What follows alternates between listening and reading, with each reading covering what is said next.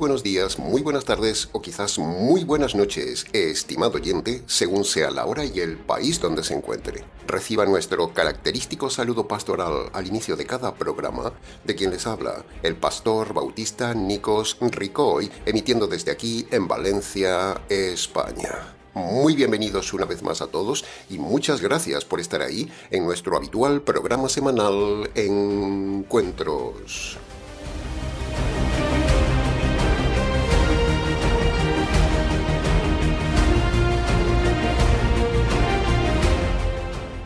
Estamos ya, estimado oyente, a las puertas de una nueva Semana Santa, una semana que, aunque el mundo la ha convertido en un desfile de emociones, tradiciones, procesiones, idolatría de imágenes, incienso y fervor religioso emocional, en realidad la Semana Santa es, en su esencia más profunda, una semana de juicio, una semana jurídica, una semana donde el universo entero parece detenerse para contemplar el acto más solemne, más severo y más trascendental de la historia humana. El juicio del inocente Hijo de Dios ante el tribunal de Dios en el Calvario. Muchos la llaman semana religiosa, otros la llaman semana católica, otros la llaman semana de pasión, otros semana de turismo. La Semana Santa no es un festival espiritual, estimado oyente, ni un teatro litúrgico, ni un museo de tradiciones, procesiones y ropas de cofrades vestidos como si fueran de la secta del Ku Klux Klan. La Semana Santa es una audiencia judicial. La Semana Santa es una sección jurídica solemne, donde el cielo abre sus archivos, el juez se dispone y la justicia cae con todo su peso sobre un inocente. Y ese inocente es nada más ni nada menos que el hijo del juez. Un miércoles como el que viene. Un miércoles, no un viernes, como lo dice la religión, como la religión ha repetido sin pensar y sin estudiar la cronología bíblica. El miércoles, el próximo miércoles, recordaremos cómo la justicia y la ira de Dios, del juez, caen sobre el Hijo inocente y lo ejecutan en el Calvario, el estrado del juicio divino, donde todo el universo se reunió ante ese tribunal y donde se dictó la sentencia más grande jamás pronunciada. La justicia que merecía el hombre delincuente cayó sobre el Hijo de Dios y lo mata.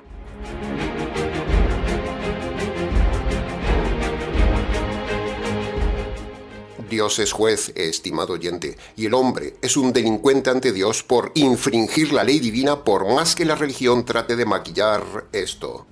Por otro lado, Dios no puede saltarse la justicia que el hombre despierta en él. Si Dios se saltara su justicia, si Dios dejara pasar por alto las injusticias del hombre, si Dios simplemente perdonara al hombre solo porque el hombre pide perdón, entonces Dios se estaría saltando su justicia y sería un Dios injusto. Y un Dios injusto no sería Dios. Por eso, el triplemente Dios jurídico diseña en el Consejo Eterno un plan jurídico perfecto para poder perdonar al hombre delincuente, pero sin saltarse la justicia divina. Un dilema teológico que había que resolver. Lo que diseñó Dios fue un plan perfecto donde la justicia no se elude, sino que se satisface. Un plan donde el perdón de Dios no es un acto de misericordia sobre el hombre, sino que el perdón para el hombre está basado en un acto legal. La religión no entiende esto, la religión no quiere enseñar esto, la religión no soporta esto. Porque la religión vive de emociones, no de justicia. Vive de rituales, no de lógica. Vive de tradiciones, no de la verdad. Vive del negocio de estos días de la Semana Santa. Por eso, la religión no va a soltar el engaño de la Semana Santa. Es muy beneficiosa para ella.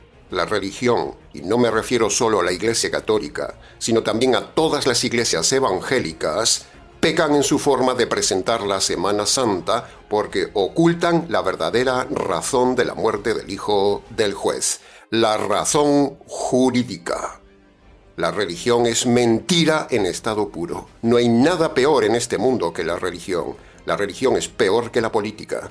La política y los políticos le roban y le mienten aquí en esta vida, pero la religión le roba, le miente y lo mata para toda la eternidad. Los líderes religiosos son peores que los políticos.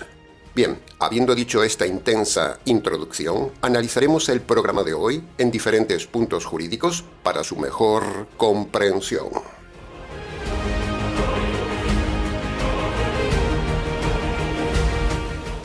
Punto jurídico número 1. Preste mucha atención a lo que le vamos a decir, estimado oyente. Al menos, solo por haberle dicho esto, quiero que se despierte en usted la curiosidad. Preste atención porque ningún líder le dirá esto. Pablo y el resto del Nuevo Testamento nos dan solo la revelación de los elementos jurídicos del Evangelio, pero no nos explican ni ordenan todos los elementos esenciales del proceso judicial del Calvario como en una sala de justicia. Pablo y los demás apóstoles no lo hacen. Y esos elementos que nos da el Nuevo Testamento y Pablo son, por ejemplo, Dios es juez, el hombre un delincuente. Se habla de la justificación, de delitos, de condena, de imputación, de justicia, de veredicto, de ley, de juicio, de cárcel, de fiscal, de abogado, de acusación, de testigos, de sentencia, de absolución, de culpabilidad, de sustitución legal y muchos otros elementos jurídicos más. Y estos elementos están solo como piezas sueltas, están solo como fragmentos dispersos en todo el Nuevo Testamento, pero no están unidos. Y ahí está la clave. Están como un ladrillo sin muro. Están, pero no están ensamblados. Están, pero no están ordenados. Están los elementos jurídicos, pero no están explicados. Y aquí viene lo sorprendente. Pablo nos dio los elementos jurídicos del Evangelio sueltos, pero nunca enseñó el Evangelio jurídico completo y armado, ni en sus cartas, ni en sus prédicas. Pablo nunca nos lo dijo como un sistema jurídico, ni nunca lo presentó el Evangelio como un marco legal. Pablo predicó la verdad jurídica, sí, pero la predicó en piezas aisladas, no como un todo. Es decir, nos dio los ladrillos, pero no montó la casa. Y esto que decimos no es una crítica a Pablo, estimado oyente, es un análisis objetivo y teológico de su labor. Es el fruto del estudio de la palabra de Dios.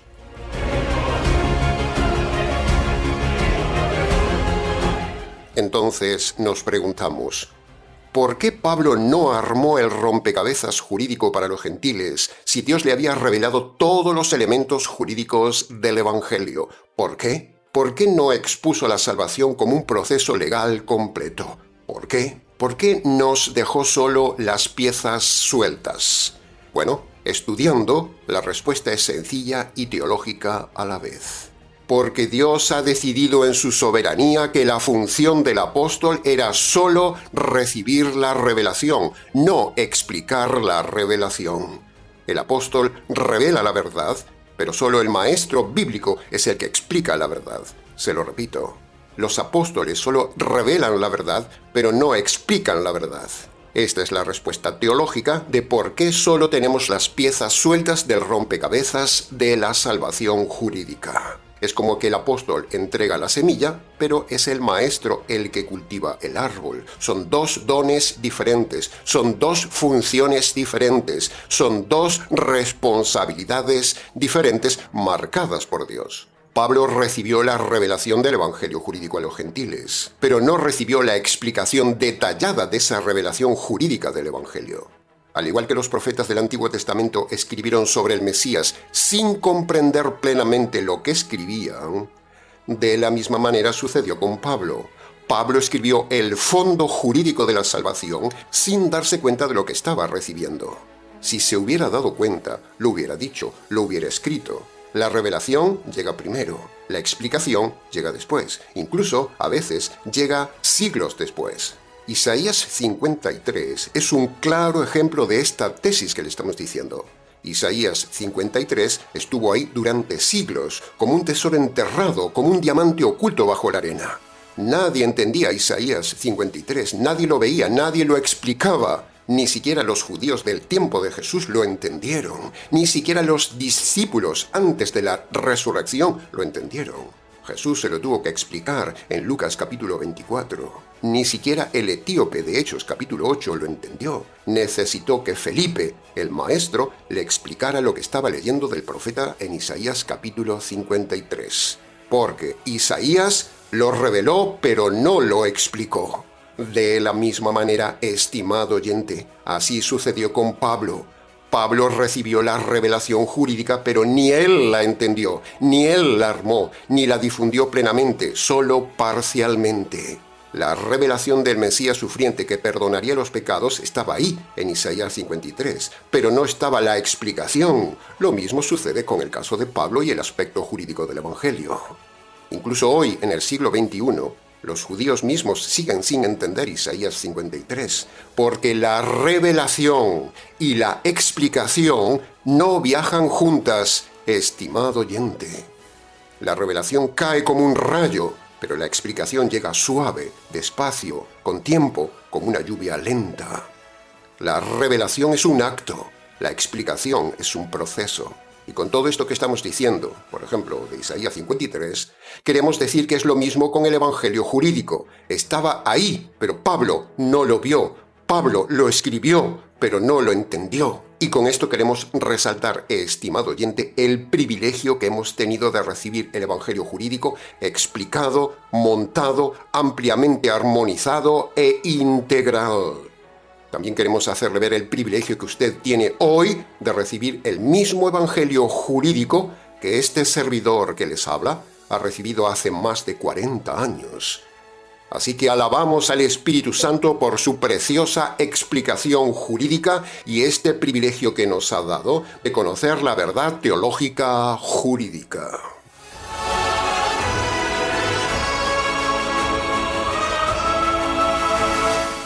Ahora, ¿cómo sabemos que Pablo no entendió plenamente el aspecto jurídico del Evangelio a pesar de habernos dado los elementos jurídicos del Evangelio? ¿Cómo? Bueno, nuestra tesis está apoyada por lo que dijimos antes y también por lo que decimos ahora. Jesús dijo: Lo que abunda en el corazón, lo habla la boca. Si Pablo hubiera entendido el sistema jurídico completo de salvación, tal como nosotros lo hemos enseñado muchas veces en el canal y en el día de hoy, entonces él lo habría enseñado así, pero no lo hizo. No vemos nunca a Pablo hablar, predicar o escribir el Evangelio como un proceso jurídico en una sala de justicia. Eso no lo vemos. Solo vemos las piezas aisladas, fragmentos jurídicos aislados, pero nada más. Él no lo supo montar. Pablo no se dio cuenta de la magnitud jurídica integral de esta revelación. Sin embargo, sin ser vanidad, sino objetividad, en el Ministerio Tinajas, como maestros, nos hemos dedicado a estudiar por años la profundidad de los elementos jurídicos que Pablo nos reveló, y como maestros presentamos ahora a los gentiles el plan de salvación estructurado, ordenado y detallado, con un enfoque netamente jurídico, llevando a las personas a razonar que la salvación, que el Evangelio es algo jurídico. Y todo esto que decimos es porque precisamente eso fue lo que sucedió en el Calvario en aquella Semana Santa. Aquello fue una sala de justicia, un tribunal divino, un lugar de juicio. Fue algo jurídico. El Calvario fue una sala de justicia.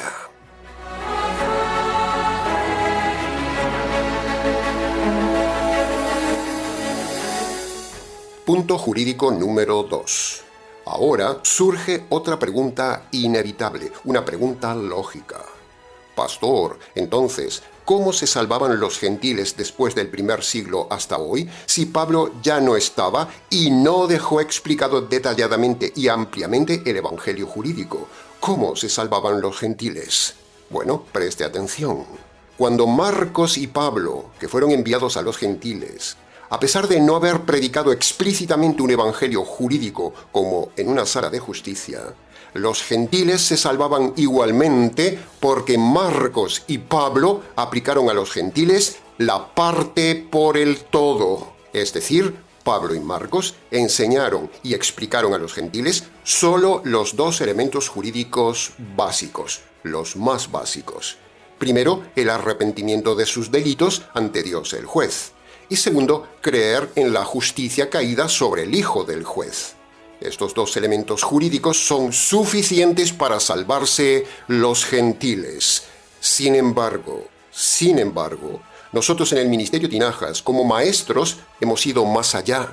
no solo enseñamos constantemente los dos elementos jurídicos básicos de Marcos capítulo 1, versículo 15, sino que muchas veces en muchos programas hemos tomado todas las piezas y hemos organizado en un sistema jurídico, punto por punto, como si estuviéramos en una sala de justicia, todo el evangelio jurídico. Hemos armado el rompecabezas jurídico, estimado oyente, y lo hemos explicado en las diferentes partes. Primero, que Dios es un Dios jurídico. Segundo, que la salvación es jurídica. Y tercero, que el método de salvación de Marcos 1:15 es netamente jurídico. Todo es jurídico, que conste en acta.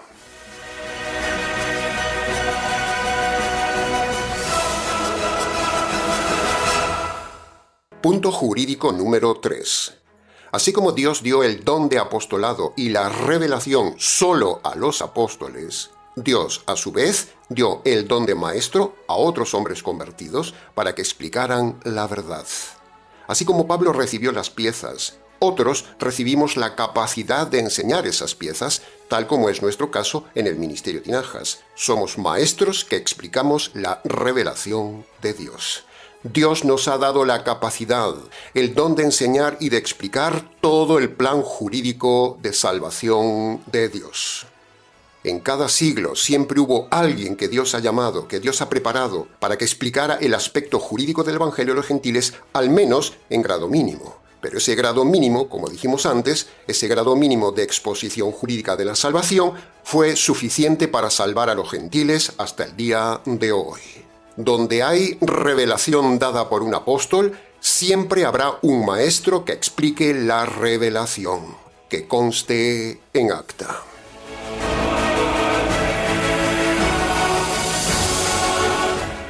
Punto jurídico número 4. El Espíritu Santo nunca dejó a la Iglesia sin explicación de la revelación, estimado oyente. Jesús lo dijo: El Espíritu Santo vendrá después de mí y los guiará a toda la verdad. Y esta frase infiere que nos daría la explicación de toda la verdad. Por lo tanto, aunque Pablo no nos dio el sistema jurídico completo integral, el Espíritu Santo sí lo explicó a los maestros, a evangelistas, a predicadores y a discípulos fieles que lo dieron a los gentiles a lo largo de las generaciones. La verdad explicada se transmite por voz y se recibe por el oír, dice la palabra de Dios, como fue en nuestro caso. A este siervo que les habla, unos maestros, hace ya más de 40 años, nos explicaron lo jurídico de la salvación y ahora nosotros hacemos lo mismo con usted. Ahí está la cadena. Con esta visión trabajamos en el Ministerio Tinajas y por eso preparamos a nuestros jóvenes y preparamos a nuestros niños para que ellos continúen esta difusión del Evangelio jurídico cuando nosotros ya no estemos. Nosotros hemos recibido el Evangelio jurídico de alguien que a su vez lo había recibido de otro, y ese otro lo recibió de otro, y así sucesivamente hasta llegar al primer siglo con Pablo y Marcos, los dos evangelistas a los gentiles. El Espíritu Santo, estimado oyente, nunca dejó a su iglesia sin explicación de la palabra de Dios, que conste en acta.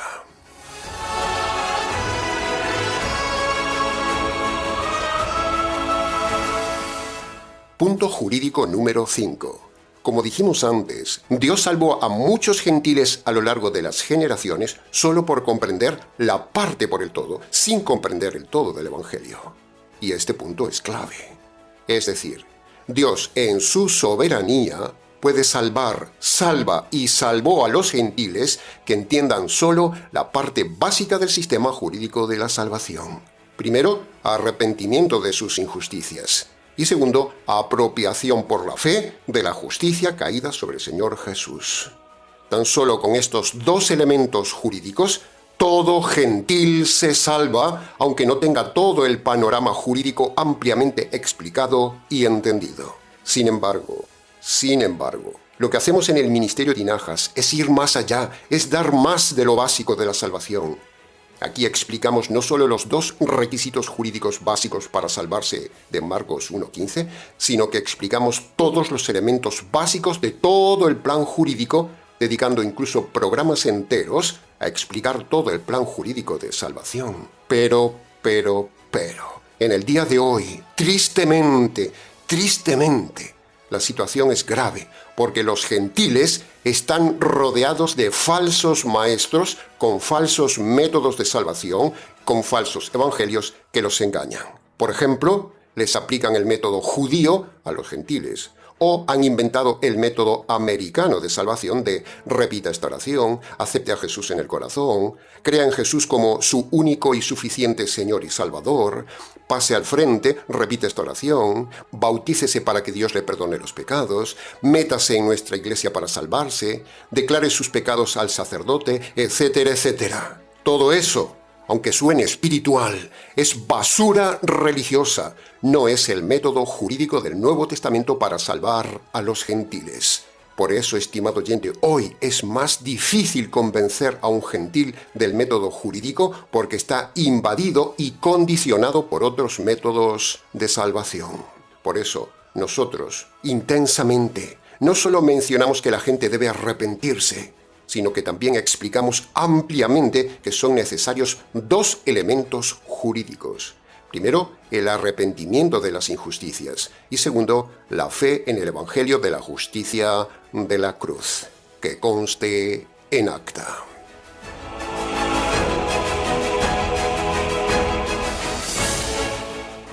Punto jurídico número 6. Entramos ahora, estimado oyente, en un terreno fascinante, profundo, casi arqueológico dentro de la palabra de Dios. Un terreno donde uno descubre que la Biblia no es un libro superficial, ni un manual de frases bonitas, ni un catálogo de versículos sueltos para decorar paredes. ¡No! La Biblia es una mina con túneles profundos, con vetas ocultas, con cámaras subterráneas llenas de tesoros que no están a simple vista. Y aquí viene una afirmación que muchos se escandalizarán. Hay tesoros escondidos en la Biblia que ni siquiera un apóstol descubrió.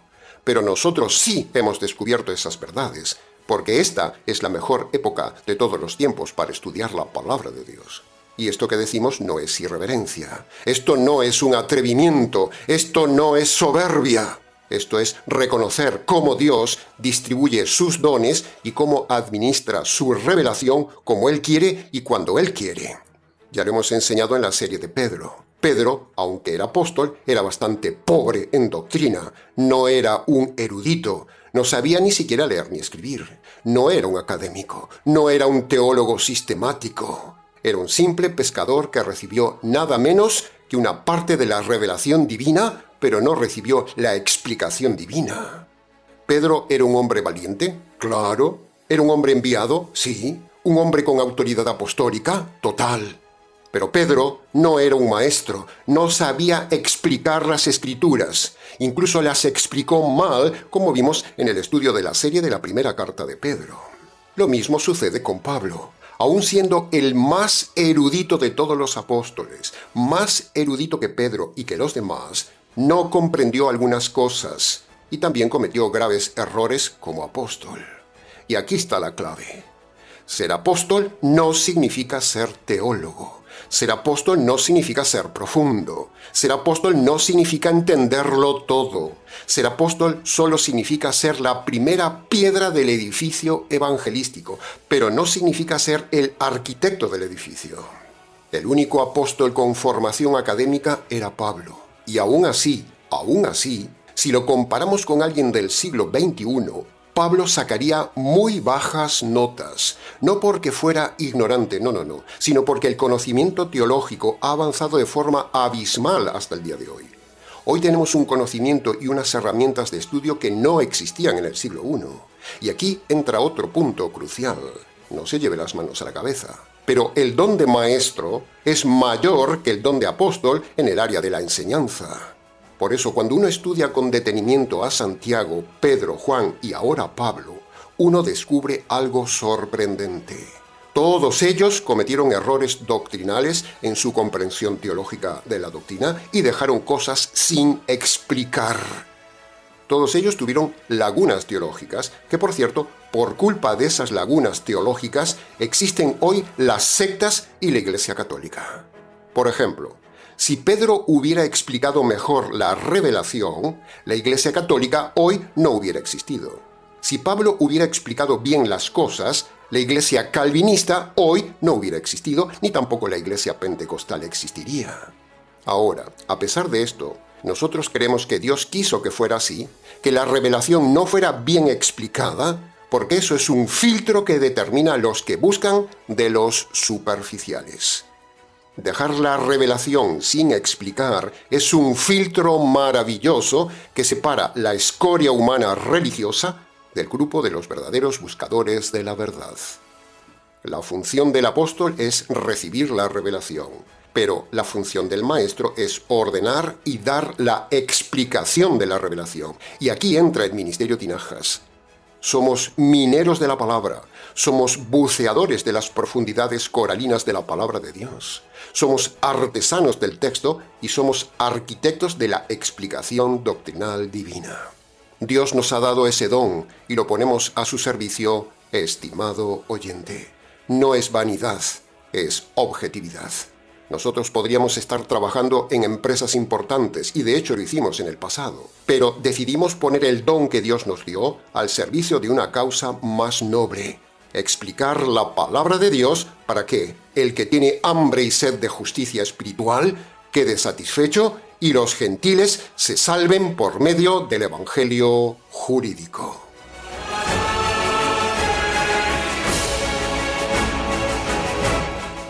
La Biblia no viene servida en bandeja, estimado oyente. La Biblia no es un libro superficial. La Biblia no es un folleto religioso. La Biblia es un océano profundo donde hay que saber navegar y saber bucear, si no usted puede terminar ahogado. La Biblia es una mina donde hay que saber excavar y saber hacerlo con cuidado o usted puede acabar aplastado.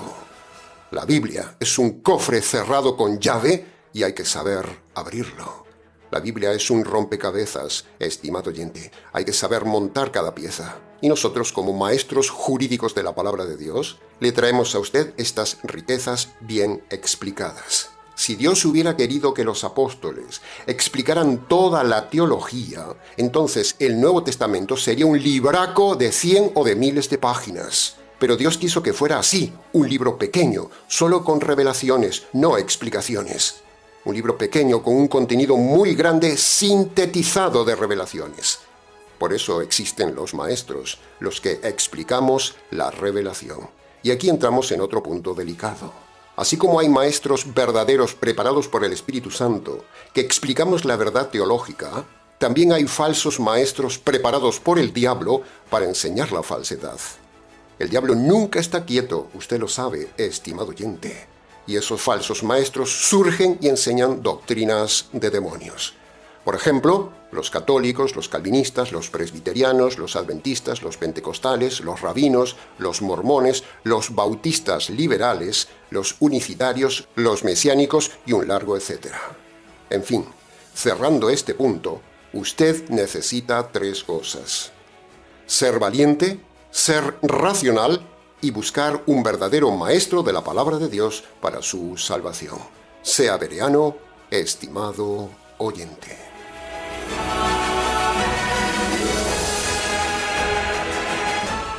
Punto jurídico número 7. Llegamos ahora a una de las preguntas más profundas dentro de todo este marco jurídico bíblico. ¿Por qué Dios eligió el aspecto jurídico de salvación para los gentiles y no utilizó el plan mesiánico de los judíos? ¿Por qué? ¿Por qué no usar un solo método de salvación para todos, para judíos y gentiles? ¿Por qué no explicar a los gentiles lo mismo que se explica a Israel y a los judíos durante siglos? ¿Por qué no enseñar a los gentiles sobre el cordero, el sacrificio, la sangre, el templo, el sacerdote, el altar, las fiestas, los rituales, los símbolos, la expiación y las tipologías mesiánicas? ¿Por qué no? Bueno, a primera vista parecería más sencillo y más práctico usar el método judío a los gentiles. Pero, cuando uno profundiza el tema, descubre que Dios decidió que el método de salvación a los gentiles fuera diferente al de los judíos. Y le damos ahora las siguientes razones de esta tesis. Primero, Dios es soberano. Eso es suficiente, estimado oyente. Y Dios decide cómo quiere hacer las cosas.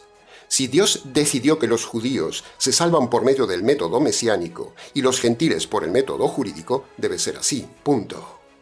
Segundo, explicar el método judío, el método mesiánico, a un gentil sería extremadamente largo y complejo.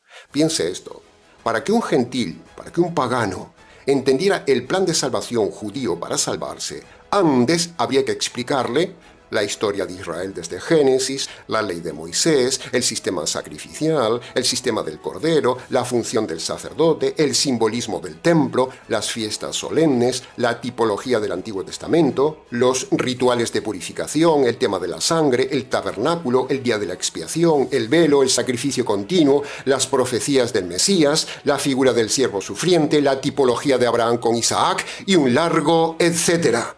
¿Se da cuenta del tema?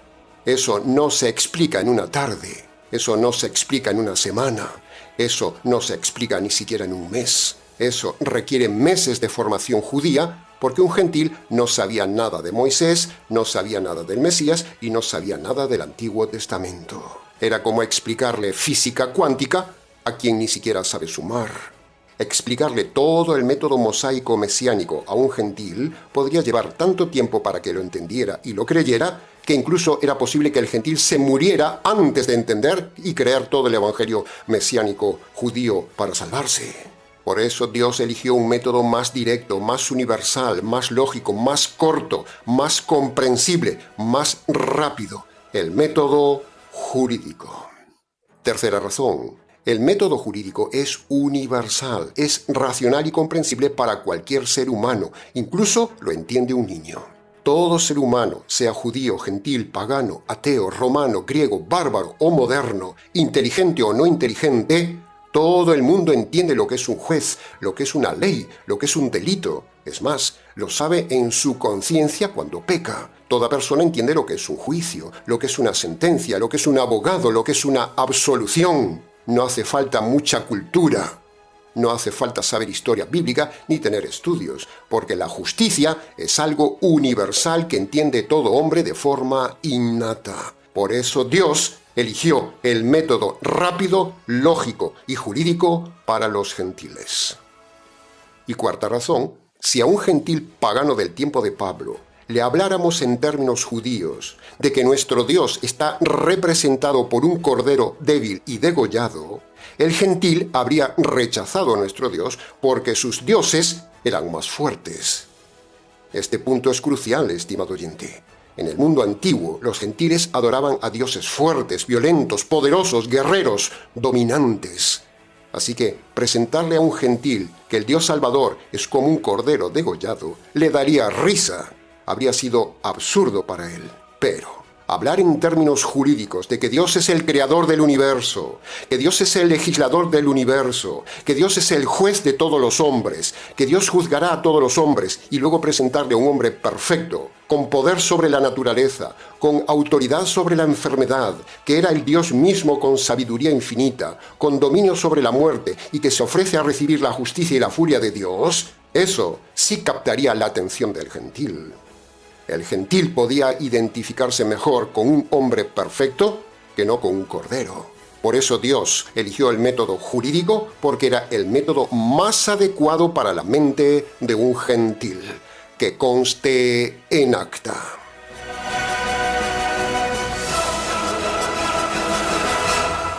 Y punto jurídico número 8 del programa de hoy. Después de todo lo dicho, llegamos ahora, estimado oyente, a un punto jurídico racional que es más bien una conclusión jurídica, un argumento contundentemente lógico. El razonamiento jurídico es el siguiente. Si Dios es juez, si el hombre es un delincuente, si existe un método jurídico de salvación probado en la Biblia y todo lo dicho tiene sentido, entonces la religión ha mentido. Las iglesias han engañado a la gente, sus líderes han ocultado la verdad jurídica y han presentado a los hombres un método falso, no bíblico y no jurídico. Y eso, jurídicamente hablando, es negligencia. Eso es un delito y hace culpable a cada iglesia delante de Dios. ¿Se da cuenta de la gravedad? La omisión de la verdad es un delito ante Dios, estimado oyente. Porque cuando una institución religiosa, sea la que sea, Sustituye el método jurídico bíblico por rituales, por emociones, por tradiciones, por doctrinas de salvación no jurídicas, inventadas como el método americano y demás. Esa iglesia está obstruyendo el acceso a la gente del método jurídico para que los gentiles sean salvos. Y eso es un grave delito. Las iglesias, todas, están desviando al hombre del único camino legal que podría indultarlos del juicio de Dios. En las iglesias, los líderes están actuando como falsos abogados que prometen libertad, pero en realidad están llevando a la gente a la condena y a la cárcel eterna. ¡Wow! Toda iglesia, todo pastor, pastora, rabino o sacerdote que oculta a la gente la verdad jurídica que le hemos enseñado hoy, impide a los hombres la absolución de sus delitos y eso los hace jurídicamente culpables ante Dios el juez. ¿Se da cuenta lo que están haciendo las iglesias y sus líderes, estimado oyente? Este razonamiento jurídico es demoledor. Las iglesias son delincuentes. Entonces la conclusión inevitable, estimado oyente, que quiero hacer énfasis en esta Semana Santa es que la religión no solo es inútil, es peligrosa, es antijurídica, es delictiva. No solo engaña, sino condena. La religión sustituye lo jurídico por lo emocional, sustituye lo legal por lo ritual, sustituye lo racional por lo sentimental, sustituye lo que Dios ordenó por lo que el hombre inventó. Y cuando uno sustituye la justicia de Dios por la emoción humanista, está destruyendo el método divino y está cometiendo un delito llevando a la gente al juicio de Dios. Nosotros, como abogados de la verdad, ayudamos a la gente a evitar el juicio de Dios y le ayudamos a obtener el perdón de sus delitos. Por eso, usted debe decidir si sigue en un sistema religioso eclesial que lo entretiene o que lo emociona, o usted decide entrar en el sistema jurídico que lo salve. La misma justicia que ajustició y mató al Hijo de Dios es la misma justicia implacable que caerá un día sobre los líderes, sobre los pastores, pastoras, rabinos y sacerdotes y sobre usted si usted no se aferra al método jurídico de salvación. Usted debe abandonar esas iglesias que ofrecen métodos antijurídicos de salvación. El gran enemigo del hombre es la religión que le impide ver la justicia que podría absolverlo del juicio de Dios. Que conste en acta.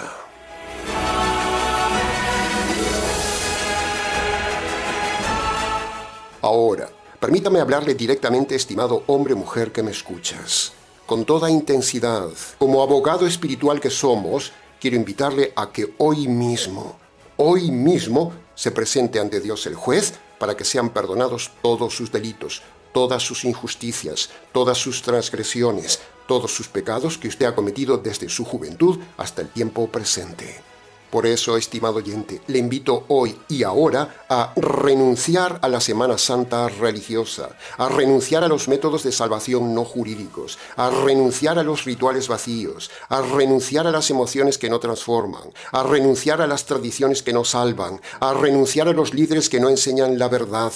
Le invito a renunciar a la comodidad espiritual que lo mantiene dormido. Le invito a renunciar a la mentira que lo ha acompañado toda la vida, porque la religión y la iglesia no le va a salvar. Por eso hoy, con toda la fuerza de este mensaje, le invito a obedecer los dos requisitos jurídicos que el Hijo del Juez estableció en Marcos capítulo 1, versículo 15. Y esos dos requisitos son: primero, usted debe arrepentirse de sus injusticias ante Dios el Juez. Y segundo, usted debe agarrarse de la justicia caída sobre el Hijo de Dios el Juez. Eso es el Evangelio. Cuando usted obedece estos dos requisitos jurídicos, Dios el juez lo declara jurídicamente inocente, lo absuelve de todos sus delitos, lo libra de la cárcel eterna, le otorga el veredicto de inocente que ninguna religión le puede dar, le concede una absolución que ningún ritual puede producir y le abre las puertas de la gloria eterna. Este es el verdadero y único enfoque de la Semana Santa, el enfoque netamente jurídico, no el enfoque religioso y ritual. Y ahora usted, estimado oyente, tiene la decisión en sus manos. Solo falta que usted reconozca sus injusticias y se apropie por la fe de la justicia caída sobre el Señor Jesús en la primera Semana Santa. Que conste en acta.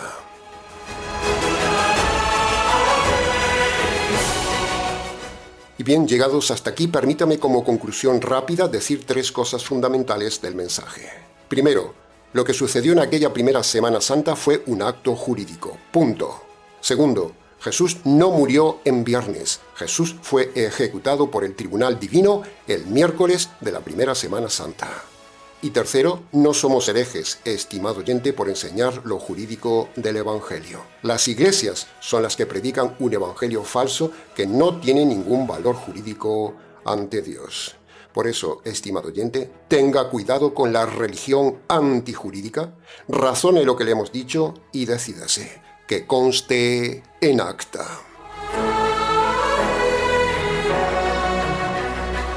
Bien, hasta aquí con el mensaje reflexivo y pastoral del día de hoy previo a la Semana Santa.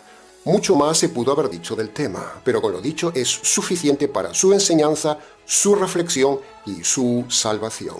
Para preguntas del tema, escríbanos. ministerioTinajas@gmx.es. Nada más por hoy, estimado oyente. Les ha compartido este intenso mensaje quien les habla, el pastor y maestro bíblico Nikos Ricoy, emitiendo desde aquí en Valencia, España. Será entonces con el gusto de siempre hasta el siguiente mensaje de Semana Santa, aquí en nuestro habitual programa semanal Encuentros.